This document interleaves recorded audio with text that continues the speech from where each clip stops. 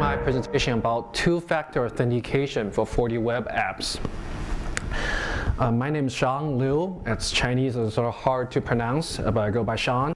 I'm a technical service engineer at 4D US, based in San Jose, California. I'm an expert in Wakanda, 4D mobile, and web stuff, so that's what I do. So in this presentation, I will go over the two-factor authentication in web applications, basically about why do we use it and what it is about, and how do we implement in the 4D web server, and after that I'm going to kind of go over if it's right for you and what you need to choose, and at the end of it I have a demo of my own custom implementation and just kind of give you inspiration. So before I even get started, I want to give you a quick intro. Like you've heard the terms a lot, two-factor authentication, and you probably use it a lot already. So this is the kind of time you'll see it when you log into your iCloud. When you put in your Apple ID, it gives you a second screen say, two-factor authentication, please type the 6-digit code that's sent to your phone, and you get a pop-up on the phone, on your iPhone. And you get this when you log into the Gmail or some Google services, two-step verification, and they'll send a code to your phone or a Google Authenticator. And similarly, in Microsoft Outlook mail, when you log in and say, hey, enter the code that's sent to your other email, then not Outlook, which is confusing. And lastly, namely, like Facebook, if you have it enabled, either going to send text to your phones, use a code generator on the app, stuff like that. So these sometimes are called two-step verification, two-factor authentication. There's some different naming because what difference is about them, but I'm just going to go with two-factor authentication for this scenario. So why do these services, like especially like public applications, why do they use them? So obviously they're popular. I think it's pretty out there that data breach can happen, so we need to protect our data. Like one of the good examples is like Equifax. They just had like a big hack last year, and there's like millions of our credit report got leaked. I don't even know mine got leaked or not. But the reason they got hacked was they have a public service platform, like anyone can have a remote access into. And one of those back-end service located in Argentina actually have their password and just admin. That's it. So anyone who happen to knows how to get that to the server can get into it. So that's the thing, like, I mean, having a password that's pretty fragile, or have bad password, or get your password stolen, and can get really, really bad results. And same thing that goes with Yahoo. Like Yahoo email had all its accounts stolen in like 3 years back, and they didn't find out until they were gonna bought by Verizon. And then they actually adopted two-step verification and sent out email to everyone, including me. Hey, please add your phone number to your email now, so we can make sure you are you. So that's the thing. So and same thing happened with link link, because these are like some critical informations that we cannot afford to lose, and the companies running them cannot afford to lose. And so this is about the service providers. On the other hand, your own password can get stolen too. Now this, like a typical scenario is here. I got an email coming into my inbox saying, hey, this comes from PayPal. We've just found a suspicious activity. Please click on this link and log in and to check, see if that's you, or verify that's you. And obviously, by a second look, it's not coming from a PayPal address. And if I fall for that, I gave them my password. My PayPal is gone, and all my money is gone. So that's kind of the scenario that happens to a lot. Like can happen to whoever has your data, has your account, or yourself as an account owner. Like the password is pretty like not the perfect or not the best way to protect your data anymore. So I keep saying like password now is not enough. A lot of scenarios. So the need for our accounts is to stop hackers from accessing user account, either by hacking into the backend office to the database, or like directly from you, or just like run through a dictionary, just power through it. So, and secondly is a lot of people didn't really think about this, is we have kind of need a mechanism for users to recover their account easily. So for example, in a lot of old days, when we forgot our password, we'll probably just call in or like give our customers, admin a call and I say, hey, please reset my password, and they'll give you a new password. Hey, here's your new password. Go use it. That still happens like in some system, like call the IT staff, get a new password. So that's not going to really efficient. If your money is on the line, your like credit report is on the line, you probably, okay, once you find out your password is stolen, you probably need to like reset it right away. So that's the need of it. So that comes two-factor authentication. So that's popular. A lot of services are using it. So that's the reason we needed to enhance security. So what is it? It basically involves two factors that the name suggests. So the first one is knowledge factor. This is easier to understand. So it basically includes the PIN number, the password, or sometimes passphrase or security questions only you know as a knowledge, like you can remember in your head, and you can easily just tell someone. So that's something, if you write it down, that information gets stolen, or someone looks at your notes, they'll know that knowledge as well. So it's easy to transfer. The second factor here is called possession factor. That's something you possess. This can have a lot of variations. There's like physical devices, for example, like your badge, your smart card, like you swipe, like sometimes to log into the system, right? Like you go through some security doors, you swipe your card, that's a possession factor. Some USBs when you use online banking or some highly security services, that's a possession factor, only you can have it. And unless you physically give that away, or the device that has the authentication information, no one else can use it. It's hard to duplicate as well. But in this, in web apps scenario, we mainly refer to a one-time token that's sent to your email or your phone as text message, or a app like via like push notification or like a code generator, something one-time code that only you as the holder of the device or the account can see it. So that's called possession factor. So it involves two steps. That's why sometimes it's called verification as well. So the first step usually is you log in as usual. So the system verifies your password. So if it finds you have the two-factor authentication turned on, it's going to go through with the second step. That's going to send you the token and ask you to provide that, then verify it. So that's the second step. So here is a simple workflow that I illustrated in graph, how it works in web. So I call it short in 2FA just to save some space. So first, user comes in logging with their username and password, and that sends the request to the server and verifies the password. The server, instead of logging them in right away, it sends an access code via email or text message or mobile app to the user's device profile.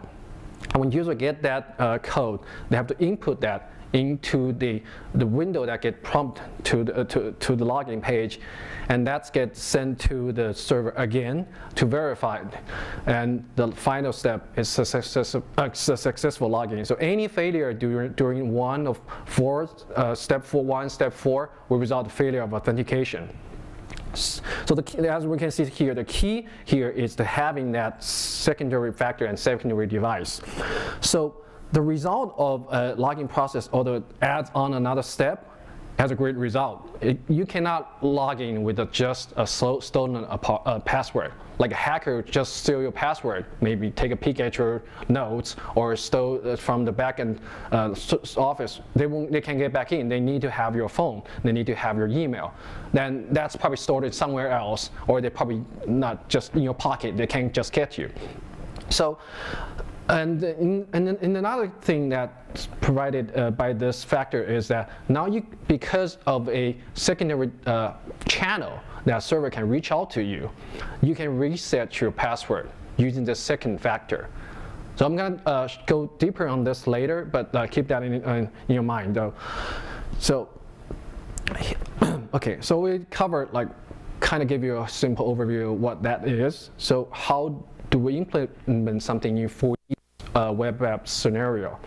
Like first, before I go to my own implementation and then following by a demo, so I want to kind of go over things like I've talked about emails, I've talked about text messages, I've talked about like mobiles. One of the things you kind of have to do is to think and choose the second factor when you think about your own implementation, especially in 4D. Because there's the three that have different requirements and different implementations and complexities. So I want to go over them first. Email kind of break down. Typically, you can get it from public providers like Gmail, like Outlook, and Yahoo, name you. So it's very easy to get, and you can host your own private server. So getting an email service is fairly easy, and get a text message, like send a text message from your 4D to a user.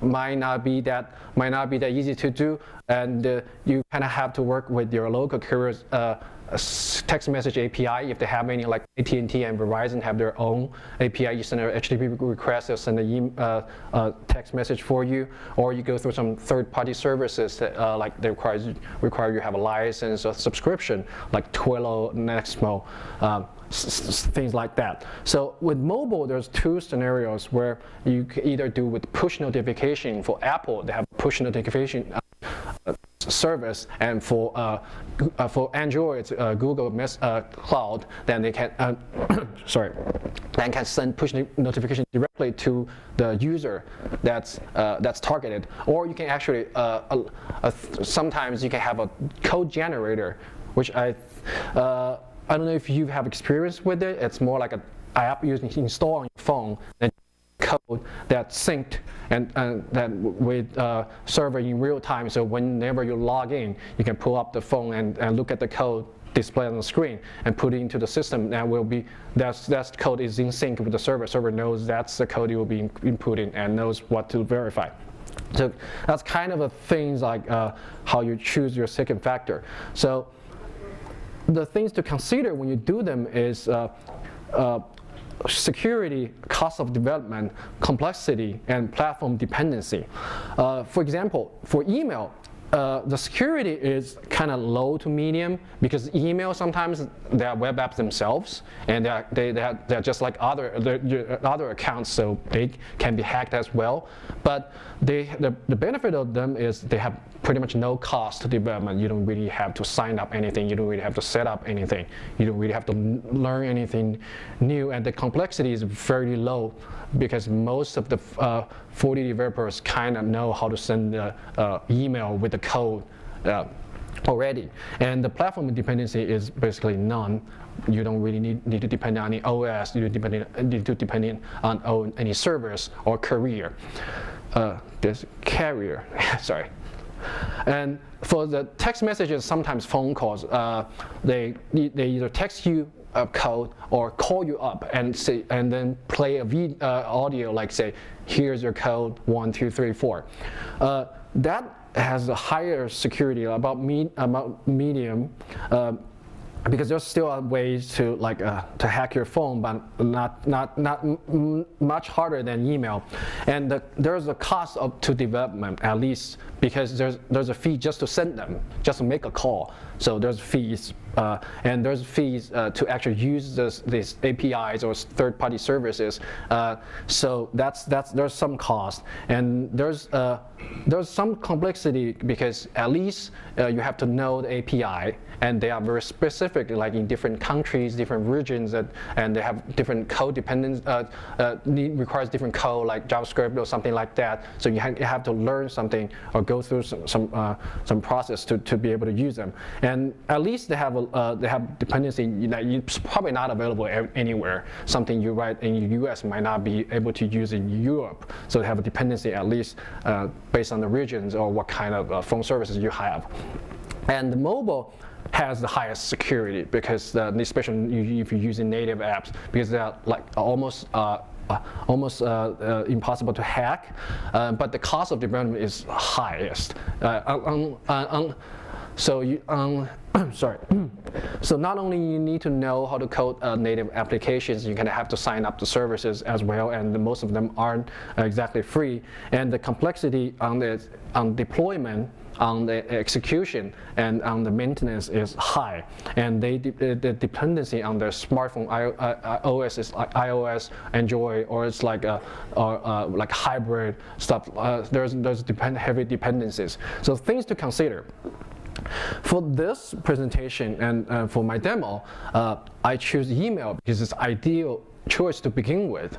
Again, for like I'm trying to be inspiration, like for the developers who probably never thought about this or didn't really know how to do this. So it's good to start with because it has no cost to the users, to the end users, and to the system, to the developers, because you don't need, there's really no cost to send them. There's really no cost to receive them, and as I said, most of the 40 developers have the knowledge to send them the emails, so it's not like not a lot of learning curve, and there's no dependencies. Like you don't need to consider what kind of a deployment you're gonna do. So you just add you just write new code in your existing system, and that's it. You don't need include any third-party services or whatsoever, and it's easy to implement. It doesn't require you to like add another component, add another plugin, or like refactor your code. It's some code you add to your existing logging logic. So I'll show that at the end of the demo. So, but keep in mind that these factors can be used together. Like I'm not saying that exclusive, or you have to choose either one. Like email is the best. Like don't choose the other two because they're too expensive. That's not what I'm saying. So you can use them all together. In fact, most of the services we're currently using supports like 3 at the same time. Like you can say, hey, when I don't have my phone with me, send an email. Or okay, I'm using a mobile app, but my battery's died. Okay, I mean, I'm screwed, so what do I do? So send an email or some other ways to get that. So you can use them together, and maybe sometimes they give you options to like check it off. So okay, you can turn it off and use something else. So that's the thing, you know. So next I'm gonna kind of go like overview of using graphs, like how the flow is in the 40 web app would do. So first I'm going to show is a sign-up process. So the sign-up is because you need to use two-factor authentication. You cannot need to provide a second factor that the system can use. The first thing you sign up, I'm choosing here as an email password, or you can do username and password plus email.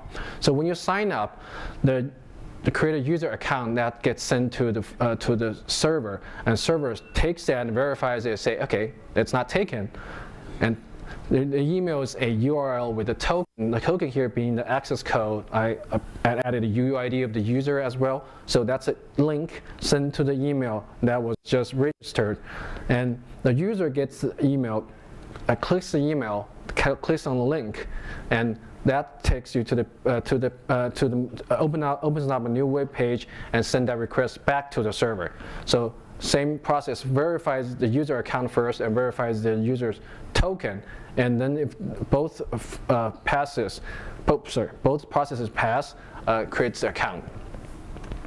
So signing is the same. So user signs in with the email and their password, and logging to the server. Instead of letting them get through, send that email with the one-time access code to the email on profile, and user has to input the right access code and needs to be verified by the server before it can be successfully logged in. So that's a similar process. So it's always first step, verify the email and password, second step, verify the access code. So it's consistent. So okay, now I'm going to cover what I didn't really show, like the password reset. So it's the same strategy, same step. But you can see how easy it is. So if you forget your password, typically you provide your email, say, hey, I forgot my password. Here's my email. Please send it to me. So the user, the server gets it, gets a reset request, look it up, say, okay, it's there. So send you a email with the access code that asks you to click it. Once the user clicks it, takes you to the page to put in your new password, and then that gets sent to the server. So the server now will verify both the password and the token at the same time, decides, okay, that's a valid access code, that's a valid password. Now I will reset it for you. And then the password reset, you can come back and log in with your new password. So in this case, user has a control, and it's very easy for user to reset it without really having to go through hoops. So I'm going to show that later in the demo, but keep in mind, so when doing step 1, verifying the password or user's credential. Second is verify the one-time access code. So one of the things, like before I show you in action, is kind of for you to consider when you keep watching this or like reading through my notes, is think about, is it right for you, or what's right for you when you, like I showed, choosing the factors. So deciding what right for you, you kind of have to think about a few things, like your own implementation, or what is the nature of your application, or what is you looking for. So I just list a few things for you to think about. Like, first thing is your application, it's better if you have a customized authentication. I'm talking about like you write your own authentication code. You have your own like user table, like stores their passwords, stores their emails, and then you have a place to store their access codes, things like that. And you'll have your so you at the second step, it's easy for you to plug in the new code to your existing code, so that without really having to go through trouble. Because if you don't really have control or use some other things, it might not be that efficient or might not be that easy to add it on. So just things to consider. And again, I mean, this is kind of like out there. So user has to have access to email on mobile devices. So this is more like I mean, for web apps, of course, it's always on the internet, so email is probably not a problem. But think about if your user might have a mobile device or not, or like if it's worth it. Okay, maybe it's more secure to send them the text. Are they like really concerned about fees, or are they? If it's really like you're dealing with like financial data and stuff like that, maybe it's good to invest some time or developer to do a mobile app. So that's some things to think about. And I just want to quickly go over, like, I just talk about 4D web. So you can do the same thing with 4D like client applications, but it might not make sense because a lot of times maybe they're not connected to internet, and a lot of things when I say happens in browser won't apply. But the logic and the things is the same. The key here is sending that email, and that code it can be used in the same in the 4D scenario, or in the 4D mobile. 4D mobile is both web and mobile. So you can use that. Everything I said kind of applies. So I'm gonna go ahead, and you can come back and ask me more questions if about your needs at the Q&A. So before I go further, I kind of want to mention, like, if you need really high security, like, hey, you want to take things up a notch, there's like 3-factor authentications, because you don't have to stop there for higher security needs. Like the third factor is inheritance factors. Basically, it's biometrics. It sounds fancy, like both words are pretty big words. Yeah. So it's like fingerprints. Like you have your Touch ID on most of the iPhones, or like a fingerprint scanner on most of the Android phones, and you have facial recognition that's available on iPhone X and a lot of upcoming Android phones. And then if you have a Samsung phone, they have a iris scanner, so they can do eye scan. So these can serve as the third factor, because these, unlike a password, unlike a access code, these are things only owned by you, like can't be really taken away. Like they require some serious technology and hacking to get your eyes and fingerprint. So that's the things that people would think about using the 3-factor authentication. And a lot of applications already use them, because like fingerprint, Touch ID, Face ID is already available as API on Android and iOS. So things to consider. So, okay. Here, finally, without further ado, let me go to my demonstration. It's kind of easy. Okay, First of all, let me restart my 4D.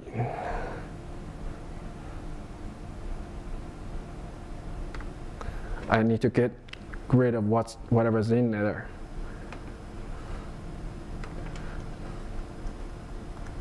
So make sure I have no existing users in this database, so it's clean. As you can see, here is a simple database that used I store my own user data. I store my data in the own user table that has a email, password, UID, and stores access code and check booleans, then to check if they have been verified, they have the two-step authentication turned on, and they have a session management. So that's I talk about. I have my custom authentication. I store my own data. I write my own code to authenticate. Okay. So in the web browser, when you go to login page, by the way, this demo is available in the notes. If you have the USB, yeah, feel free to run it. It runs on v16, R4, and above. So when I come here, when I have no accounts, first thing I need to do is sign up. So a sign up, it's typical. I just put in my email and password. And there's a checkbox that says enable two-step authentication. If I enable it and click sign up, I am expecting a email that says account created, please verify your email. And if you take a closer look at it, it has a UID in it. So when I click it, it's gonna take me to the web browser, says account verified successfully. So the server knows, okay, this is the account, it's verifying that hasn't been verified. So what happens if I click it again? Right, it happens. It says, hey, it's been verified already. So that's the thing, like when I verified it, it's checked. So now, so you really can't really come back and use it. So that's the power of it, either the access code or the URL, they're only at one time. And you can set them to be reusable in a timeout, say in the next hour or 24 hours or so, but depends on your implementation. But that's certainly available. So when I log in,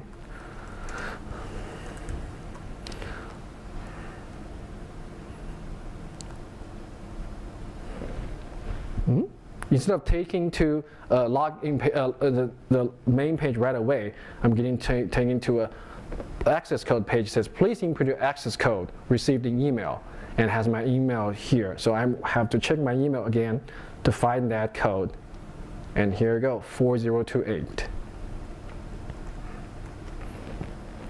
and verify that. So that's a simple one step and two step. Create an account, click the link, and then sign in and with password, and then provide the access code coming to the email. So that's all two steps. So I mean, in this case, I kind of have did this the option. I can add an option to allow you to not enable it. So if you're not enable it, it's simple as any sign up. So you just have your email, have your password, and not enable it, sign up, and you can come back, log in from here. I'll just let you in. So users maybe you can give that option to users to toggle them off, or you can say, hey, for certain users, that's what I need to do. So that's pretty flexible. All you need to do is add a field, add a Boolean. That's it. Okay. So that was the sign up, then the sign in. So the interesting thing here is to show you the reset the password. So assume I forgot the account I just created. Okay, I only remember my email. I don't know my password anymore. So what I do is click on reset my password. I fill in my email address. The server's going to look up and tell me, okay, reset password sent. Please check your email for the reset link. And then again, another email. This time is a little different than the one we got at the sign up. Here it says send reset form, UUID, and access code. So that's a different link that will take me to a different page. The next page you will see your email and the access code is already pre-filled in. So that means the user knows who you are, who is the receiver of this email, and what you're trying to do. So it gives you a new prompt, say, okay, please input your new password. In this case, I'm going to give it a longer password, so I can forget that again. So submit new password. I'm verifying it, and it gets reset. So I can come back and log in with my new password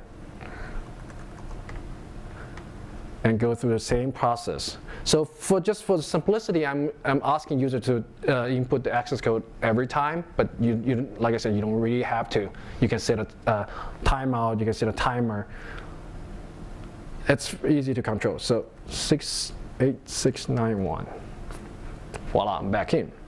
So to kind of show you the magic behind it is a few things other than the database here. In the method editor here, I have not many methods, so I just want to kind of highlight what you can do in your own applications. For example, in the login process, when you come in and check verify the username and verify the password, if they have this two-step verification turned on, so they have to go through this process, generate a random access code, store that, and send it via email, and then prompt the user to go to the access code page to input from there. And later on, when they come back to send the request from the access code page, you verify it in using the verify access code method, which looks up the access code, looks up the user's information, and make sure that is the right one.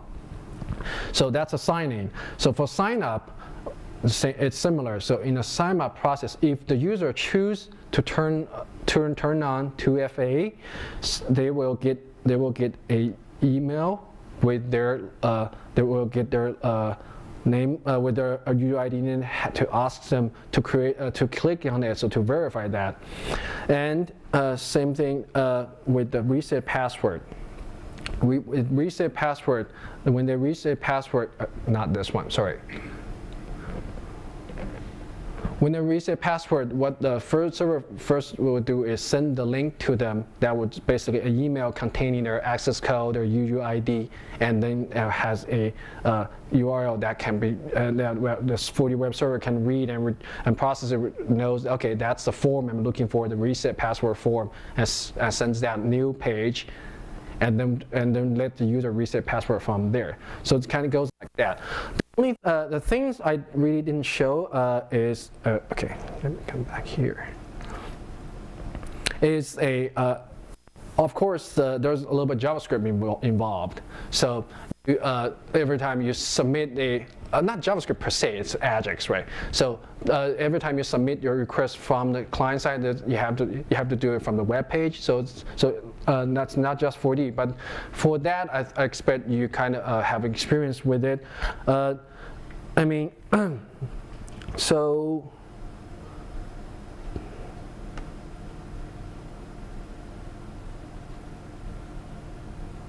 What happens to me? Okay. Okay, so to recap. So recap is two-factor authentication enhances account security by adding on the second factor and requiring the added step. So your password getting stolen is not end of the world. And so it talks about popular factors like the choice between them, like how do they work and what they are, like how to choose them. And then there's this session introduces is an email-based two-factor authentication web app implemented in 4D, and I kind of went over a little bit how to choose what's right for you. But this is very depends on your own specific implementations.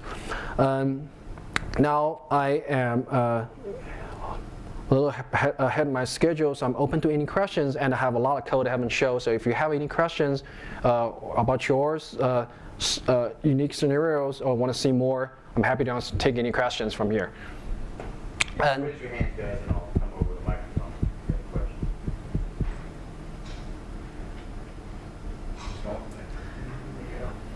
Thank you for that great demo and presentation.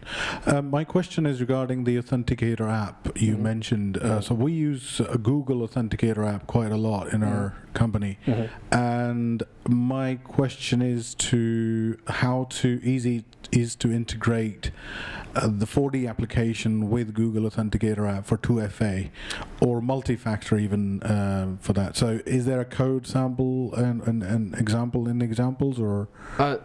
Not in this one. This one is basically talking about an email-based, because that's like what I say. It's like to begin with. This is more for like someone who really never thought of it or never done this. So it's like a serve as inspiration, something you can use right away. Full solution and you can test and run it. So without any requirement or dependency. So, back to your specific requirements. So your 4D application, are you talking about 4D? Well, 4D application, like you shown. A web or executable? It's web. Okay, it's a web. It's a web application. So for web, like first of all, Google has its own API. Like first of all, you have to get signed up with them. Right. So first of all, they have their specific API. Like for example, for the Google Authenticator, you can like when the user logs in, you can subscribe to Google. Like so, when they log in, the server can ask Google, say, hey, what is the current code for this user that's stored on your server? So Google can provide that. And then when user provide that code, Google can verify that's the code I have on my end. This user is legit. So that's the kind of service you can sign up and work with Google. And I believe you can develop that for free, but I don't know if it's free to use it like for your actual business. So that's the key. So that involves a lot of front end, especially JavaScript. Yeah, that's okay. HTTP request with Google. Okay. So which would be like too specific to cover in this one. Sure. Yeah. Okay. So just so I understand, you're saying that there's no 4D specific code example, but we can just purely do that in JavaScript and interact with 4D server for any of the verification processes. That's fun, and right. In the backend you can 4D can make a web you can make web requests as well. So that's another thing to do. Right. Okay. Right. So taking this basically further from your email example, just extending it and then making it work with Google Authenticator. Right. So this is basically give you like idea. Okay, there is one more step. There's one more factor. Right. What can be done in this factor? There's many implementations and variations. Depends on your skill set, depends on your budget, and depends on your time. So yeah, so if you, definitely using Google Authenticator, even write your own authenticator is not a problem. Yeah. Okay. So that's how I showed when you replace where I send the email with generate the code and send the email with what you would like to do to verify the code. Okay, thank you. That answers my question. So I have some ideas. Another brief. So we in our organization, many of our applications, we cannot use applications which are cloud-based without 2FA or MFA. Mm-hmm. So one of the practical implications is that if I lost my phone or if I had to restore it from backup, you lose your authenticator link. Yes. And that is a pain in the backside sometimes. Absolutely. So do you have any ideas? How do we kind of? So many of the applications out there, like Facebook, like Amazon, they give you a backup option. So, right. In the user settings, say backup in case my phone is not available. Right. Send an email. Or sometimes when you log in, they actually say, I don't have my phone. Like Google does it, I believe. Google does it. I don't have my phone. In some extreme cases, you have nothing. You don't even have internet. Right. Like Google actually, when you create your account, they actually give you a backup code. Like there's 10 backup recovery code. Right. Recovery code. You can just write it down and use that at like very, very extreme cases. So things like that. And in your implement, like I said, they can be used together. So when I say you use your email, use the text messages, you can simply turn them on, check all. If you have them all enabled, you can turn each one off, and based on the user's scenario or based on their choice.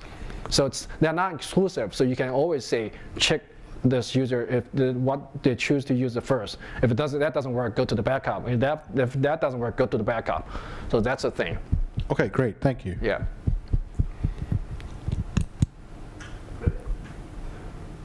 Other questions? Cool. Either I did a really good job or a really poor job. Yeah. Okay, so if there's no more questions, I'll be sticking around for another 5 to 10 minutes before the next session stops. So thank you for coming to my session, and thank you for listening to my presentation. And there's a lot more covered in the notes, and the database they have, it has all the code that I didn't really have time to show there. So please go through them. And like I said, there's no dependencies. You can just start it and see what's right for you. You can plug it into your own code. Hope you enjoy the rest of your day.